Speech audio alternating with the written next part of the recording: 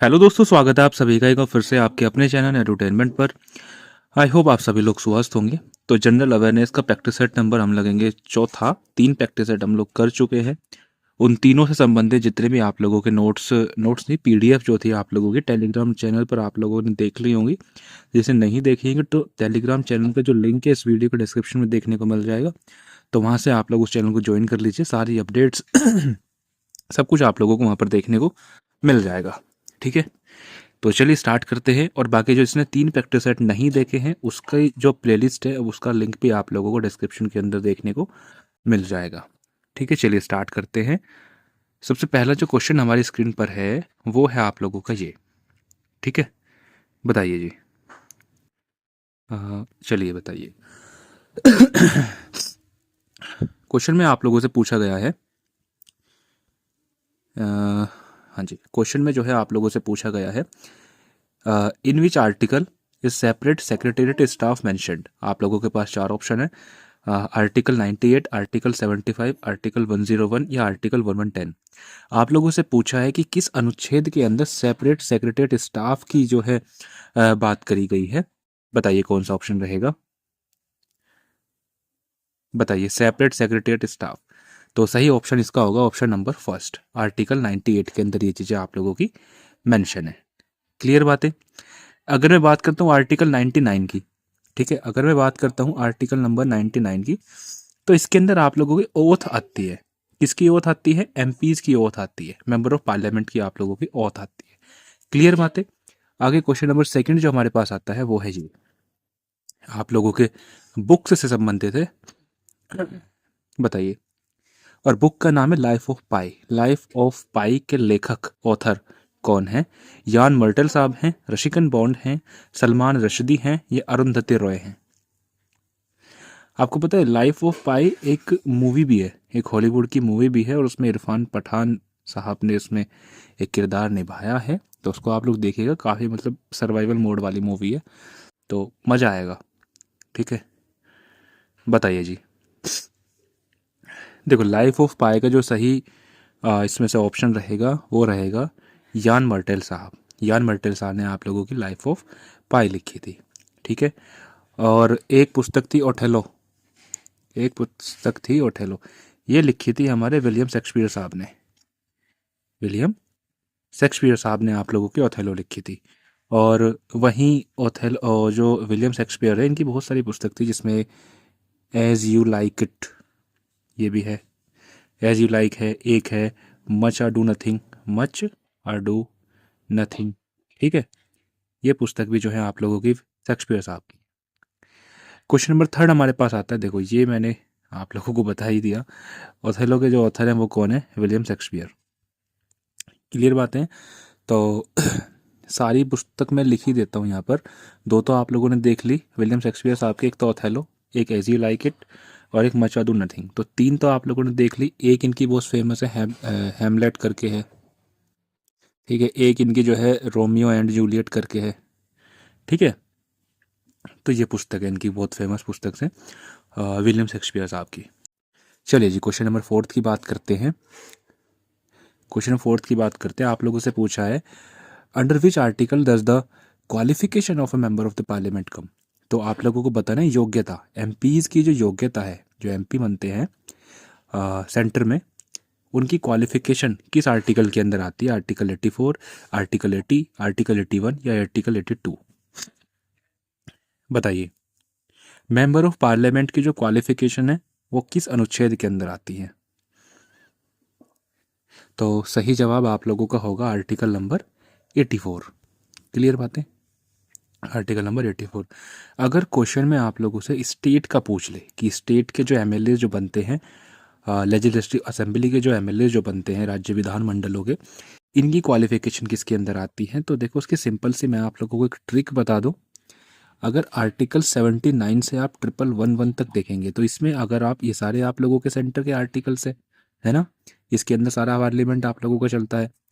ठीक है, तो इसमें अगर आप लोग 89 ऐड कर देंगे तो वो सारे आप लोगों के स्टेट लेजिस्लेचर में चले जाएंगे। ठीक है, और यदि आप लोग 112 से लेके 123 तक के आर्टिकल में जिसके अंदर 112 और 123 भी इंक्लूडेड हैं, अगर इसके अंदर आप लोग 90 ऐड कर देंगे तो वो आप लोगों के स्टेट लेजिस्लेचर के अंदर चले जाएंगे। तो अगर यहाँ पर 84 के अंदर क्वालिफिकेशन एमपी की आ रही है ना, तो राज्य के जो विधानमंडल में जो एमएलए जो बनेंगे उनकी कितनी आई, इसके अंदर हम लोग 89 ऐड कर देंगे। 89 ऐड कर देंगे तो ये कितना आएगा 173। यानी कि यही बातें, यही जो सेम बातें हैं, यही बातें स्टेट लेजिस्लेचर की जो है 173 के अंदर।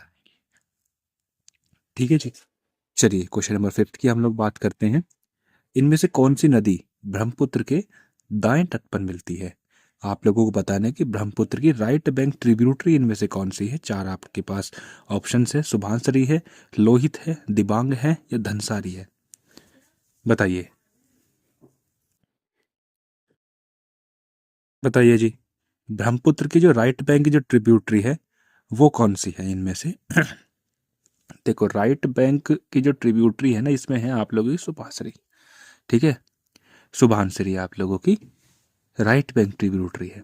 बाकी इनको देखेंगे तो ये आप लोगों की तीनों जो है लेफ्ट बैंक ट्रिब्यूटरी है ना। ये लेफ्ट साइड जो है ब्रह्मपुत्र रिवर के बहती हैं। क्लियर बातें। अगर आप लोगों से पूछ ले कि जो ब्रह्मपुत्र है वो भारत के अंदर कहाँ से एंटर करती है, तो उसका आंसर रहेगा दिहांग। दिहांग। ठीक है। और जो सबसे बड़ा जो रिवराइन जो आइलैंड है जिसको हम बोलते हैं माजुली, जिसको हम बोलते हैं माजुली, वो भी आप लोगों की ब्रह्मपुत्र ही बनाती है। ठीक है। और एक फैक्ट बताऊं तो ब्रह्मपुत्र रिवर को हम जमुना के नाम से जानते हैं बांग्लादेश में। जमुना के नाम से जानते हैं बांग्लादेश से। देखो, घबराना नहीं है, इन सब फैक्ट का भी मैं आप लोगों को नेक्स्ट प्रैक्टिस सेट में इनको रिपीट करके इनका रिवीजन करा दूंगा। जो चीज़ मैं बोलता हूँ, जो चीज़ मैं लिख रहा हूँ वो तो आप लोगों को परफेक्टली दिख रही है, लेकिन थोड़ा सा इधर उधर आप लोगों को लग रहा होगा ना, तो थोड़ा सा आप लोग अभी फ़िलहाल के लिए एडजस्ट करके चलिएगा। तो अभी के लिए सुनते जाइएगा, फिर बाद में मैं इन क्वेश्चंस को भी प्रैक्टिस सेट के अंदर इंक्लूड कर लूँगा, तो जिससे आप लोगों की इन जो क्वेश्चन है जो मैं आप लोगों को बोल के बता रहा हूँ इनकी भी अच्छी खासी प्रैक्टिस हो जाएगी। क्लियर बातें। और इसके अंदर मेरे को एक पेज ऐड करना पड़ेगा। एक सेकंड आप लोग रुकिए। क्वेश्चन नंबर 6 थी है ना ये? हाँ जी, एक सेकंड में यहाँ पर पेज ऐड यहाँ पर करना पड़ेगा। ब्लैंक पेज कर लेते हैं ऐड। ठीक है, तो ये सारी चीज़ें हो गई। दिहांग का पता चल गया। दूसरी जो हमारी गंगा है, दूसरी जो हमारी गंगा है उसको बांग्लादेश के अंदर पद्मा के नाम से जाना जाता है। अब पद्मा और जमुना जब ये दोनों आपस में मिल जाती हैं बांग्लादेश के अंदर, तो ये कौन सी रिवर बनाती हैं? मेघना। मेघना। और जो मेघना की जो ट्रिब्यूटरी है, मेघना की ट्रिब्यूटरी है जो है बैरक, बैरक नदी। सुना होगा आप लोगों ने नाम। ठीक है, तो ब्रह्मपुत्र की ये कुछ हमने बेसिक सी चीज़ें देखी हैं। बाकी राइट बैंक में कौन कौन से रिवर आती हैं तो उसको हम याद करते कमर एसटी करके, कमर एसटी करके, जिसमें आर से रेडक होता है, टी से तीस्ता होता है, ठीक है, एम से मानस होता है। तो इनको भी हम नेक्स्ट वीडियो में कवर करेंगे, नेक्स्ट प्रैक्टिस सेट में कवर करेंगे, नहीं तो इसी में उलझे रह जाएंगे। ठीक है, ज़्यादा लोड लेके नहीं पढ़ना है, धीरे धीरे हम लोग सारी चीज़ें कवर करते चलेंगे। पर हाँ, इतना है कि आप लोगों को मैक्सिमम आउटपुट यहाँ से देखने को मिलेगा। बताइए, नेशनल वाटरवे से आप लोगों से क्वेश्चन है कि जो नेशनल वाटरवे जो वन है वो किसे कनेक्ट करता है? इलाहाबाद और हल्दिया को, कलकत्ता या हल्दिया को, या वाराणसी या हल्दिया को, या फरक्का या हल्दिया को?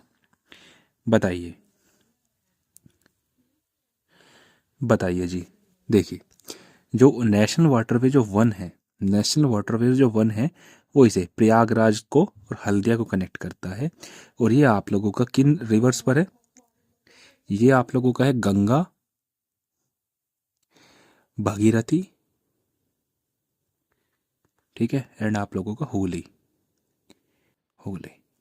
ठीक है, ये पूरा इसका चार्ट है। और नेशनल वाटरवेज, चलो जब खोल ही लिया है तो नेशनल वाटरवेज हम देख लेते हैं। 3 नेशनल वाटरवेज देखेंगे, बाकी 5 है मेनली। तो नेशनल वाटरवे जो वन है ये आप लोगों का शॉर्ट में लिख रहा हूँ, प्रयाग को हल्दिया से, प्रयाग को हल्दिया से। नेशनल वाटरवे जो दूसरा है वो आप लोगों का ब्रह्मपुत्र रिवर, ब्रह्मपुत्र। और नेशनल वाटरवे जो थर्ड है वो केरला को कोल्लम और फिर कोटपुरम, ये है। ठीक है, फिलहाल के लिए 3 ही पढ़िएगा, आप बाकी नेक्स्ट वीडियो में कवर करेंगे, ज़्यादा लोड नहीं रहनी है, धीरे धीरे पढ़ते चलेंगे। नेक्स्ट आप लोगों को क्वेश्चन है, how many elements are naturally occurring elements. तो 94 हैं, 92 हैं, 90 हैं या 98 हैं, बताइए। नेचुरली अकरिंग आप लोगों से एलिमेंट्स पूछे हैं तो वो होते हैं आप लोगों के 94। कितने होते हैं जी? 94 आप लोगों के नेचुरली अकरिंग एलिमेंट्स होते हैं। अगर क्वेश्चन में आप लोगों से बाई चांस पूछ ले कि रेयर कितने होते हैं, रेयर अर्थ एलिमेंट्स कितने होते हैं, तो वो होते हैं आप लोगों के 17। क्लियर बात है। और कुछ टर्म्स भी हैं इसमें, जैसे कि हेनरी मूसले, हेनरी मूसले ने एटॉमिक नंबर दिया था तो उसका सिंबल क्या था? जेड था। हेनरी मूसले ने ही एटॉमिक मास का एक सिंबल दिया था, वो आप लोगों का ए था। ठीक है, तो ये भी आप लोगों से पूछा जा सकता है। ठीक है, चलिए आगे बात करते हैं। क्वेश्चन नंबर 8 हमारे पास आता है, आप लोगों को बताने कि राष्ट्रपति बनने की जो मिनिमम एज है वो क्या है? 25 है, 30 है, 35 है या 18 है? बताइए, राष्ट्रपति बनने की उम्र क्या है, बताइए जी। तो सही जवाब आप लोगों का होगा, राष्ट्रपति करने की पूछा गया है तो ये होती है आप लोगों की 35। क्या होती है जी? 35। चलिए तीनों की बता देते हैं। देखो, लोकसभा जो होती है, लोकसभा का जो मेंबर बनने की जो एज है वो है 25। अगर राज्यसभा की पूछे आप लोगों से तो वो होती है 30, और राष्ट्रपति की अभी हमने ऊपर पढ़ी ही थी 35। तो अगर आप लोगों से प्रधानमंत्री की पूछे तो वो भी आप लोगों की 25 हो जाती है। क्लियर बातें, सारी चीज़ें चल रही हैं ना? चलिए क्वेश्चन नंबर 9 की बात करते हैं। भारतीय संविधान के किस अनुच्छेद के अंदर महाअधिवक्ता का उल्लेख किया गया? एडवोकेट जनरल आप लोगों के किस आर्टिकल के अंदर आते हैं? 164, 165, 166 या 167? बताइए जी। एडवोकेट जनरल की यहाँ पर बात की जा रही है, एडवोकेट जनरल की, बताइए बताइए। तो सही जवाब आप लोगों को होगा 165। 165 आर्टिकल के अंदर आप लोगों का एडवोकेट जनरल का जिक्र किया गया है। क्लियर बातें। चलिए जी, क्वेश्चन नंबर 10 हमारा लास्ट क्वेश्चन रहेगा। भारत के प्रधानमंत्री की नियुक्ति संविधान के किस अनुच्छेद के अंदर आती है? Under which article of the constitution does the appointment of the prime minister of India आती है? 75 के अंदर आता है, 74 के अंदर आता है, 76 के अंदर आता है या 78 के अंदर आता है? बताइए। चलिए सही जवाब आप लोगों का होगा ऑप्शन नंबर फर्स्ट, 75 के अंदर। 75 के कुछ सब क्लॉज भी हैं। ठीक है, 75 के आप लोगों के कुछ सब क्लॉज भी हैं, लेकिन उन्हें अभी डिस्कस हम लोग नहीं करेंगे। तो बस फिलहाल के लिए इतना ही। आई होप ये 10 क्वेश्चन आप लोगों को अच्छे लगे होंगे, और इन 10 क्वेश्चन के अलावा भी मैंने आप लोगों को बहुत से फैक्ट इस वीडियो में बताए हैं। तो ऐसे ही हम लोग धीरे धीरे करते चलेंगे, क्योंकि ज़्यादा लेंथी वीडियो बनाने का कुछ फ़ायदा है नहीं, है ना? क्योंकि आप लोग बोर हो जाएंगे और वो ये कि मैक्सिमम आउटपुट नहीं निकल पाएगा।